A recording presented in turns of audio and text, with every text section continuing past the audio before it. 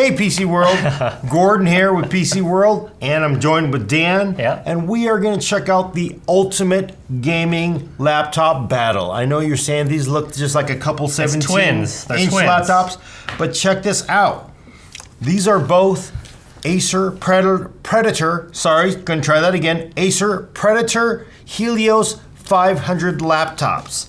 Both of them 17 inches, both of them almost exactly the same weight, 8.5 pounds, 11.8 with the power bricks, but inside, very different. On the right, if I got this right, I can't even tell. I can't even tell. They look so similar, I can't even tell. On the right is the highly anticipated AMD Ryzen 7 2700 laptop. That's right, 8-core desktop Ryzen part in this laptop. Okay. And a Radeon Vega 56. Yes, all AMD, all Team Red. None of that blue and green stuff. Yeah. That's over here. This, of course, is a Helios 500 with a Core i9 8950 HK CPU. That's 6 cores, mobile part, hyper-threading, and a GeForce GTX 1070 inside. Both of them have 1080p screens, both of them 144 hertz. One has FreeSync, one has G-Sync, but look how damn close these things are. I'm gonna turn this over. Dan's gonna do the same to his. I'm gonna take the bottom so yeah, off the screws of this Acer Helios 500. I'm not gonna try to say Predator Helios 500, it keeps messing up. Yeah, pull it out. Check this out. They look exactly the same. What is a little different is you can see a bigger heatsink on the Ryzen 2700. Both of them have 2 open SODIMMs. They both have 16 gigs, so you can definitely get 32 gigs of RAM in here. Same size battery. The hard drive is actually underneath here. On this model, you only get a hard drive on the Intel model. Oddly, no hard drive on the AMD model. The real bummer is there's no actual cable to add your own, I don't believe. Like you could pull the battery up. Okay, is this one also undone? Yep. Yeah, same thing. I can't reach in here to see. Sometimes they will leave the cables to hook up the hard drive if you do it optionally. I don't think it has it in here. These both have, I think, 75 watt batteries, 2 M.2 slots, but check this out. This is the bottom. You just saw me pull this off of the AMD laptop. We're gonna put that back in? Yeah. And I'm gonna take the bottom from the Acer Predator with AMD, put it on here. If I sent this back to Acer, they would be really confused right now. When I send it back, I gotta make sure I switch these because this is the bottom from the Intel and the bottom of the AMD, or I can't even tell. But they are basically exactly the same laptop. Only difference is CPU and GPU. So that, of course, gets us to our battle here, which is what I'm excited because you wanna see how would Ryzen and Vega do against Core i9 and GeForce. And we're gonna kick that off. Let's first talk about the CPU because there's a lot of excitement about Ryzen and laptops. This is a desktop part, yes. But first, let's kick off with performance. Yeah. We'll give you something pretty to look at. We'll open the tops up so you can. Did you think that there was gonna be a major difference between these two? What was your initial thought? My initial thought was I thought 8 cores, yeah, gonna be better. I know Vega 56 on desktop actually does really good against 1070 on desktop, so I kind of want to see how that translated. Keep in mind, this is not a 2700X, which has a higher clock. This is a 2700. I believe it's, let me see what the base clock is. Base clock is 3.2 with a 4.1 turbo, and for the i9, basically 2.9 base. We know it doesn't run there, and basically like 4.1 turbo. Again, but first, benchmark result. This is Corona 1.3. It is basically a CPU benchmark. It's rendering, and we can see the advantage of 8 cores. You know, I really thought, 8 cores in a laptop is going to have nice headroom in those heavily multi-threaded tasks. Corona is a renderer. I think it's used in 3D Studio, Autodesk, bunch of Autodesk products. You can see a huge boost over the Intel box with a Core i9. 8 cores, there's going to be times where it's just faster. 3.3 million versus 2.4 million. So that's a good difference. Good, very good amount of difference. And let me just point out, I actually tested the Intel Core i9 two ways. Out of the box from the factory, Acer provides an overclocking utility. It's built into their Acer Predator utilities. Lets you overclock it. There's 2 presets. There's a faster on CPU, there's a faster on GPU, and then there's a turbo on CPU and turbo on GPU. Just to make this easier, I just went from stock clock, which is what you're going to get when you turn it on, to turbo. One thing is that turbo, just be advised, it doesn't stick. So if you set it to turbo, you do your gaming, you shut it down, you come back in the morning, turn it back on, it will be out of turbo. Every time you reboot, it shuts it off. But we just want to see what you're going to get, because that is a valid option. For AMD, I did try to overclock it. I had 0 success. I don't know if it's just because we're very early with the Ryzen Master for this laptop, but I could not get any extra clocks out of this Ryzen part. But still, doesn't matter. 8 cores, better than the 6 cores, and look at that. Red bar, longer than blue bar. So even when you overclock, it's still much faster. Still definitely in Corona, because this is heavily multi-threaded. Yeah. We're talking like maybe 20% faster. Very, very decent overstock clock. So next one. Also, V-Ray 1.08. This is another 3D renderer, ray shader. I don't know what exactly it is. I can't remember, but look at that. 8 cores, smoking those 6 cores. Just, 16 threads versus 12 threads. Big, huge advantage for Ryzen 2700 in this laptop. So that is better. Shorter bars, of course, being better. Shorter bar in this case is red. Team red, go.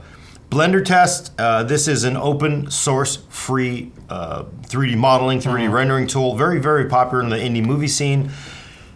Closes up here, interestingly, I was kind of surprised. We still get maybe 8% over the Intel Core i9 at stock clocks, but against the overclock, it's pretty much a wash. And you would sort of think that the extra cores, extra threads would make a difference here. I don't know if necessarily if it's Blender or just simply the higher clocks that the Intel part is running at. Make up for it. Not really sure. I didn't have time to look into that.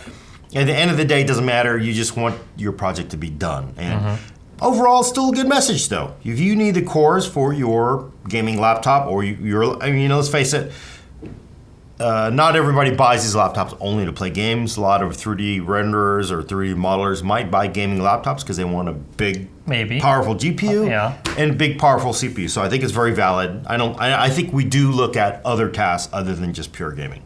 So. Cinebench, of course, everybody is very familiar with. Maxon's uses Maxon's Cinema, same engine from Maxon Cinema 4D. This is the multi-threaded portion again, and we are seeing again very decent uptick over that Core i9. Although the Core i9, it seems to be making up for it with the higher clocks that it has. 1500 versus 1400. A little close for comfort. 2700 or 2700 non-X is not quite pushing the same clocks you get out of it in a desktop. Still, red bar better, red bar longer. I'm declaring win in Cinebench. So for the most part, we are seeing everywhere from 10 to 25 to 30% difference in a lot of the multi-threaded tasks. It's going to vary depending on what you're using, what tasks you're using. These are heavily multi-threaded tasks. 3D renders are often best for that category. But this one says that the turbo one is actually slower? Yeah, so that's just simply probably run-to-run variance. Okay. You got to remember the turbo Cinebench only takes 3 minutes to run. Okay. So if you are taking a stock clock Core i9, any Coffee Lake laptop processor, and you're running Cinebench, it's actually, a lot of times, if the laptop vendor sort of programs it that way, it's going to run at a very high... It's already hitting kind of that turbo end naturally. It'll already hit that, like, I think I was seeing 4442 on the Core i9. You will see that on stock speeds as well for maybe up to a minute or two before it sort of burns off all of it and pushes it down. If you are running turbo mode, it should be running faster all the time. It should be running up above 4 gigahertz most of the time. Whereas if it's on stock, it'll probably drop under that once it sort of heats up. Okay. And that's the reason you're seeing similar performance there. There were times where the turbo just didn't matter. So moving on from Cinebench, we're going to do some compression tests. A lot of those are 3D modeling. These are benchmarks built into very popular compression tests. The first one's WinRAR 5.40 multi-threaded test. Unfortunately for Ryzen, longer bar is better here, and both the Intel 6 cores, even though it has 6 cores, it is a multi-threaded test. The 6-core Core i9 is whooping that 8-core Ryzen 7 2700, and we've seen this in the past. WinRAR just doesn't like the microarchitecture of Ryzen. Some of it could be the Infinity Fabric. I've seen this also with sort of mesh CPUs on Intel side, where Skylake X does worse than Broadwell E. It definitely loves, these ring bus type designs of the small socket. Core i9, Core i7, Coffee Lake, all those are ring bus design. It really loves those, does great. In the end, if you're using WinRAR, but that's one reason why you don't like WinRAR. Well, right? That's why you don't. I've seen a lot of people, AMD fans, are going to go, we'll run 7-zip. And of course, we do that. The next slide is 7-zip. We're running 7-zip 1805, multi-threaded performance. Again, longer bar is better. Red bar, slightly longer. You got to say that's a little uncomfortable. But, because you are looking at 8 cores versus a 6-core, and also 7-zip multi-threaded performance does scale really well. So I got to say that's pretty close. Still a win. Technically, it's a win, but a lot of people would say it's a tie against that turbo Core i9. Yeah. Stock clock, though, clearly ahead by, good 8%, 8 to 10%. I mean, it's not a bad message. A lot of that, I think, is just simply the clock speeds here. This should be our last multi-threaded test, which is Handbrake. We use a slightly older version here because we have a very large database, but this is Handbrake 09.9. We take a 30 gig 1080p file. We encode it with the Android tablet preset in an MP4 format. You can see 8 cores versus 6 cores. Should be shorter. Shorter is better. It means less time waiting. You will spend less time waiting with Ryzen 7 over Core i9 to a decent tune. We're looking at what, maybe 15% faster. I mean, good. It's a good win. Solid win there. For those of you still ripping those DVDs from Netflix, we're still ripping DVDs from Netflix. Yes, but I got to say, the entire world is not about multi-threading, and I think we should move on to our single-threaded performance section. This is where we run a bunch of applications. We look at the single-threaded performance. Which is probably more apps than not, right? Yeah, so most of Photoshop, unfortunately, 80% of the time is single-threaded, from what I've seen. Yeah. Chrome, a lot of things you do in Office. Excel is multi-threaded, but only for serious financial analysis. Nerds, for most people, it's a single-threaded task. Single-threaded performance is probably more important for a lot of people that aren't doing 3D rendering, they're not doing coding. And here, Ryzen 7 2700 is going to be at a deficit against, especially Core i9. Core i9 was made for very high clocks, and we're seeing it here. Cinebench 193 versus 163, that's stock clock, so that's a whooping for single core. Not a surprise. Anybody who's followed the sort of performance of these CPUs knows, Intel's very hard to beat, and those low end kind of turbo scores, it's just running at up above 4 gigahertz. And again, when you do turbo, there's no difference between turbo and non-turbo because the chip turbo's up to 4.1 anyway, so it doesn't really matter. Even on stock, it's going to boost up to 4.1. And when you do the turbo, doesn't make that much of a difference. In a hypothetical world where you were able to kind of overclock the Ryzen, do you have a sense of what speeds you would, like what, on the 2700 desktop, what are people kind of seeing? Well, so 2700 desktop, I believe the turbo speed is 4.1. For the most part, I saw all the time using Ryzen Master, it was 3.5, no matter what. No matter what load it was, the Ryzen 7 in the Predator, the current model, current BIOS that I have, current Ryzen Master, was 3.5 flat out, all cores, all the time. Never went up, never really seemed to go down. So, and again, I tried doing a single core overclock to 4, then to 3.7, then it just, I just never really, I would say, overclock, push the overclock button on the profile, it would go to black screen and never come back. After I rebooted, I could come back. I think clearly it's not quite there yet. And I should talk about acoustics between these two. Same audio, I really expected Vega 56 with Ryzen 7 desktop part to just scream all the time. Okay. to be loud as hell. And I gotta say, for the most part, it wasn't. It was actually very quiet. In fact, it's probably one of the quietest 17-inch gaming laptops I've seen. These are pretty thick. They're very thick. They have very, very beefy cooling systems. The Core i9 with that GeForce 1070, you would hit it up and it would the fans just start making noise. It was a very, not horrible laptop, but pretty much like most 17-inch gaming laptops that are tuned to go all out. This one, fans never got loud. And I was actually really surprised at that. And as we saw when we showed you the back of it, you could see the heatsink. It's just got a a bigger cold plate. I don't know if that's what it is, or if it's simply there's more tuning that has to be done on the AMD platform. I'm inclined to think it's a combination of a larger cold plate, plus also they got to do a little more tuning. Just to make sure, I was like, well, if I crank the fans on this to manual, max speed. How loud does it get? They both got really loud, and interestingly, I did not see the Ryzen up clock. It was 3.5. It's like you would think if you're running 100% fans, the CPU would go, I've got a little more ceiling here. I can go to 3.7, maybe 3.8, but it never did. It just was a flat 3.5. So it sort of implies to me there's more tuning to be done. So newer software, newer BIOS could actually make this a little more potential. A lot more potential. But again, single-threaded performance, I don't think it's going to touch Core i9 necessarily. This next slide is 7-zip 1805. Same thing you saw earlier, but single-threaded performance. Get used to this pattern here. Yeah. Longer is better. That red bar is shorter. Looks like about a 15, maybe 20% difference, maybe 15%. You're going to see that in a lot of places. And this is kind of, I feel like, to be expected. This is all semi-predictable, right? Yeah, this is very much a reflection of what we've seen on the desktop battle. Yeah. Single-threaded, Intel generally has won that. Same thing in laptops. Although laptop is different because there's very finite cooling, very finite power oftentimes.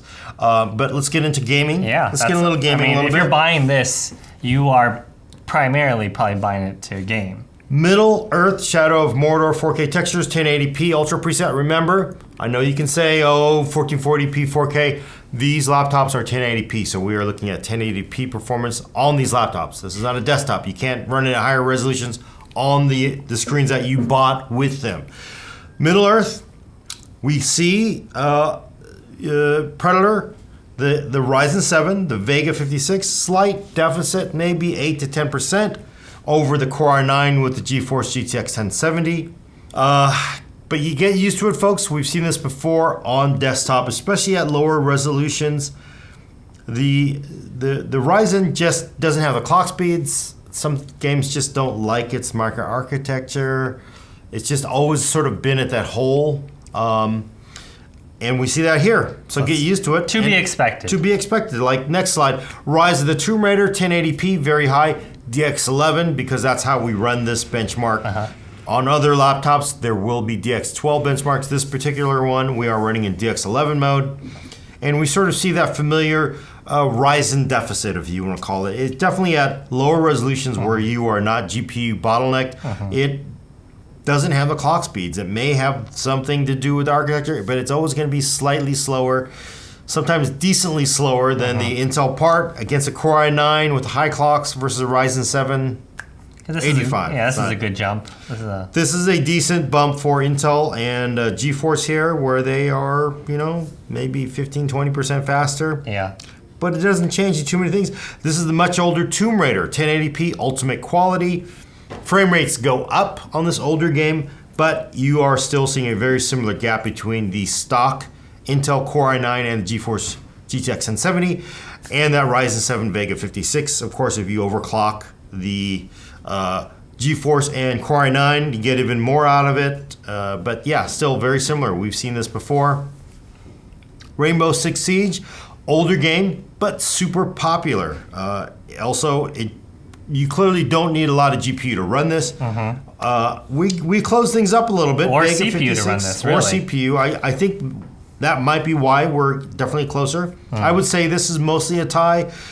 Core i9 1070 still has a slight lead, especially if you overclock it, but 187 frames a second versus 193 in Rainbow Six Siege at 1080p Ultra. I'm not going to complain about this.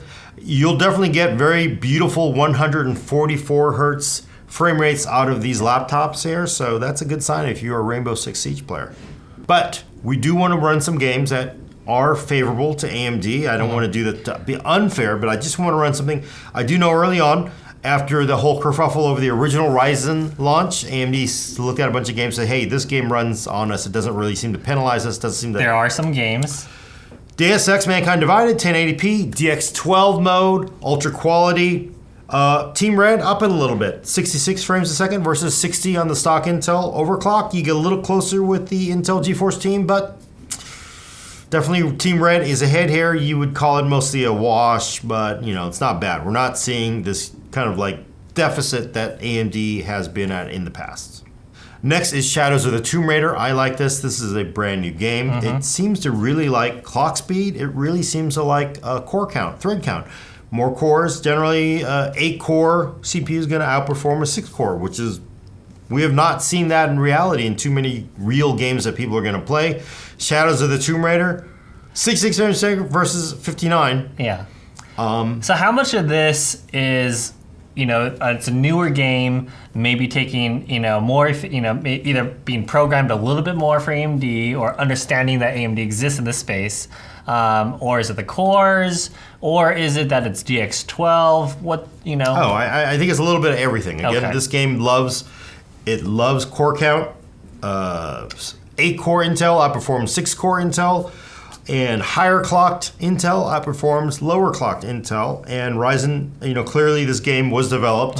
The developer, hey, we know Ryzen exists now. We're going to make sure it runs good on this platform. And it's running really well. I mean, this is a combination of Vega 56, probably. It running fine on Ryzen. And also decent cores. So I think it's a good sign that the path forward for AMD products is better. I mean, you've seen a lot of these where they're always maybe 15% slower. All these old games, it was significantly slower. Right. But some of these newer games... Yeah, newer games, DX12 mode, it closes up the gap. So good show here for AMD. I think both of these are great products. But keep in mind, a lot of these laptops, or a lot of these tests, they factor the CPU. And the CPU does make a lot of a game in the physics and all the AI. There's all kinds of things that can affect performance. I did want to see how just the Vega 56 does against that GTX 1070. We know on the desktop, NVIDIA specifically came out with the GTX 1070 Ti just because Vega 56 was faster. So I want to see if Vega 56 is faster than 1070. I ran 3D Mark TimeSpy 1.1. Only the graphics performance is looked at, so the CPU doesn't really matter in this test very much at all, probably 1% difference at all, if that. And you are seeing a decent uptick for Vega 56. Radeon Vega 56 is 2790 versus 2593 of that GeForce GTX 1070. That was kind of what, again, caused NVIDIA to come out with the emergency 1070 Ti part, although in this case, overclocking the 1070 seems to make up for it. We're up at 2815. Pretty much a wash with the Vega 56 and the 1070 once you overclock it. So, do you think most people would overclock it? You could, but again, the Predator, interestingly, when you overclock, you click the overclocking mode. You can do it independently of the CPU or the GPU. Once you reboot, it goes away. It doesn't stick. You got to go in and change it, probably because they figure if you hit a bad overclock.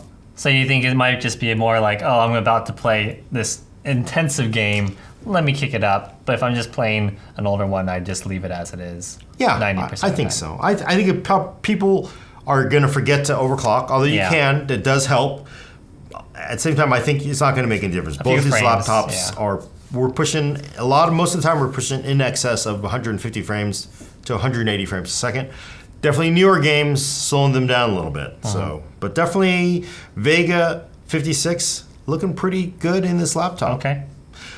Before we get out of here, I do want to get into one test that I love to run. This is basically Cinebench, where I run from 1 thread to 16 threads. It is a 3D renderer. The workload is still the same. It is not what most of us would do, but it sort of gives me a feel for what happens if you put a load of 3 threads or 4 threads or 5 threads. So if you have a specific Photoshop filter that is only going to use 8 threads or 4 threads, you would sort of get a feel for how fast it's going to perform.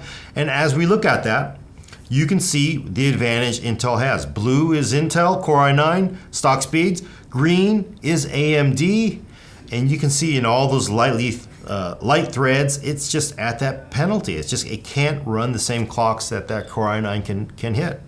It does pick up a gain at the top end when you basically run out of cores. You run out of cores, right? Because there's 8 cores, more than 6 cores, 16 threads, more than 12 threads.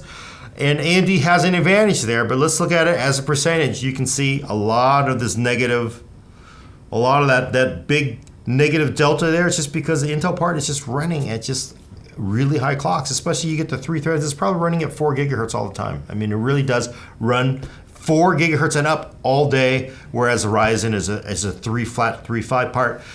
You get a little bit here on the far end, decent performance, 16 threads, 15 threads. But, not great. And here's the other thing. This is stock speed. I'm going to click it over to turbo. Blue bars get longer. You get closer to those green bars. Let's look at it as a percentage. We're looking at 20% in like that, 6 thread, 4 thread, 5 thread. It's got a big advantage. It doesn't switch off until about 13 or 14 threads, so it's basically giving a 2-thread handicap almost. Yeah, almost. But and on turbo, Core i9 does really well. I gotta say, I'm surprised. 2700 is only 10% faster than Core i9, even though it's got 16 threads. It's pretty close. If you had been able to get the AMD one overclocked, where do you think it would kind of shift this line a little bit? Well, I think if you had to guess. If I had to guess, I got to say I think Acer can do some more tuning. I think we can pick up more low clocks.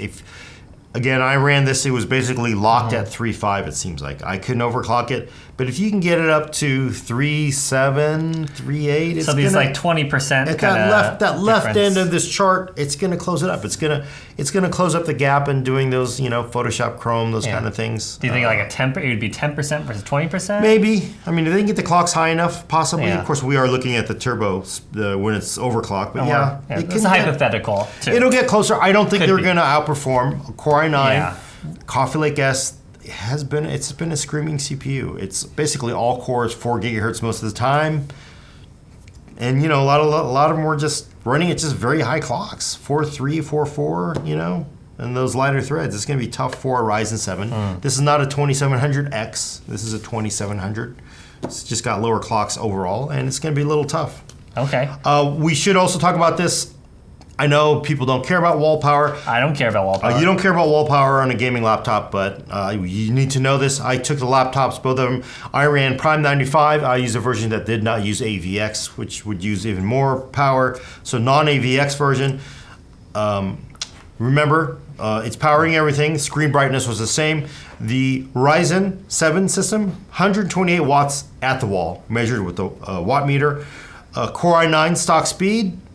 CPU load only, 116 watts. Not a big difference. I wouldn't go like, hey, give me a special green badge for my computer now. I mean, you swap out one light bulb for an LED, you've made it up. Yeah, it's less than that difference probably. Yeah. When you overclock the Intel system, the Core i9, though, I do want to point out we're looking at about 131 watts. So it uses more power when you're overclocked. I also then went ahead and ran Furmark, which is a pure GPU stress test. Not much CPUs factored in here, so we are looking at how much power it sucks at the wall on a GPU load. Radeon Vega 56, 208 watts. Clearly you use more with the GPU. GTX 1070, 175. When you're overclocked, it's pretty much still the same, interestingly. 175, 177 versus 208. Again, not a lot to get super torqued up about. The 1070 is a legitimate mobile laptop GPU, and from what I can tell, this Radeon Vega 56 is the desktop version, probably lower clocks because of the power consumption levels. And that's not even a max Q, this is just straight up. Not a max Q, it's what they like to call a max P, but just full performance 1070. Definitely it's going to use less power than the Radeon 56, but not a huge amount. You're not going to get a Citizen of the Month award. And also, let's also point out battery life. I know people don't care about this, but you do want to know. We use a 4K video. We run it down until the battery goes to 0. 260 nits on both screens. We use earbuds in both laptops. And also, as you can see, we actually covered up the cameras to prevent any cheating. Sometimes they will actually lower the video, the brightness based on lighting conditions in the room. First, Intel Core i7, 125 minutes. 2 hours, one movie. Yeah, maybe one movie. Not great. If you can actually open that on a plane, I'd be surprised though. I don't think the table would support this laptop. No, and I'd be interesting to plug that into the plane's outlet too. It's a 330 watt power supply. I don't know how they'd like that. And for the desktop Ryzen 7 2700 with what I think is a desktop Radeon Vega 56, it's 72 minutes. So 1 hour. Maybe 1 hour if you're lucky. Yeah, one episode, Game of Thrones. Yeah. It's not. These are both have the exact same 74 watt hour battery, by the way. Same you screen. You could probably swap the batteries out if you wanted to. Same screen, everything is the same. So basically, this is atrocious battery life. This is really atrocious battery life. Doesn't matter. These are gaming laptops. It's never going to get good on a gaming laptop that has discrete graphics that's on all the time. So it is what it is. Running on AC power. It's enough power so you can go from one room to the next room. So that's just something you need to know. I don't think you should factor that in. I would factor in like really what's right for you. Core i9 with is definitely going to be a better gaming laptop overall. Slight advantage, not huge. Definitely 10 to 15, maybe 20% more performance. It feels like over Ryzen 7. But not generally enough to get that torqued out about. I do think it's just better if you are 75% gamer, 25% whatever other stuff. If, however, you do 3D rendering. If you live in that 15, 16 core world. You live in that, you really need something for doing. Is there a price performance difference? Because that's, I think, maybe an argument someone might be able to make. Yeah, so that's the issue. I think not necessarily even the parts, because honestly, I think both laptops are great. They're going to give you fantastic gaming experience between both of these. The storage configuration is just wacky. 2500 for the Intel Core i9 with a 512 gig SSD, 2 terabyte hard drive. Which feels about right for what you would want in a gaming laptop. You need storage. Game installs are 50, 60 gigs these days. The only Acer configuration that I could find for this, $2,200, $300 less, which is awesome. $300 less. But it's a 256 gig SSD option only. So there goes my $300. Yeah, so if you add a second M.2 and a hard drive. If you can add a hard drive, again, I don't think they include the dongle. I mean, I hope they have that somewhere squirreled away on the laptop. You want a hard drive in this for cheap capacity. Then it's kind of a wash, right? Kind of a wash. You spend $100, $200 in your SSD and storage. It's kind of a wash. Yeah. I think maybe that's why they sort of want the product segmentation. They don't want exactly Intel and GeForce, NVIDIA versus Radeon, AMD, and Ryzen. They don't want that showdown. They just want people to say, this gets me this much, this one gets me this much. I gotta say, for me, if I'm a primary gamer, this one, if I also primary 3D renderer, also do lots of gaming, Ryzen 7, good choice. They're both good choices. But definitely this has the advantage, even though it's $300 more because of that storage configuration. It's a little wacky. So. Okay, cool. And I do want to point out, I don't know if we already said it, I do applaud Acer for doing both. It's very hard to find. Yeah. Laptop companies are doing both AMD and Intel and GeForce in the same product. So that is a good thing. Do you think more people are going to start doing that?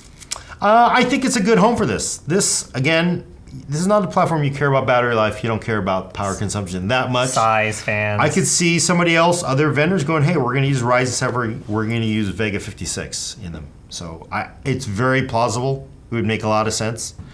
Again, people like small, sexy laptops like this HP Spectre X360. Yeah. That's kind of where all the action is. But for a gaming laptop, not bad. They got a good offering. Definitely, though, I gotta say there's a small edge to Core i9. Probably less edge to the 1070. Yeah. I could almost see the Intel saying, hey, or Acer going, we're going to use a Core i9 with a Vega 56. Might not be a bad choice. You probably would not really care that much. And probably win all the benchmarks. Yeah, that'd be interesting, actually. If you put the Vega 56 in there, it could actually have a decent boost over 1070 with a Core i9. So I do think Ryzen 1080 then. 2700, the clocks are a little low to go up against the Core i9. Might be a little better against the Core i7. So, you know, but still, both great choices. Slight edge to this one for gaming. Cool, thanks. Okay, talk to you later.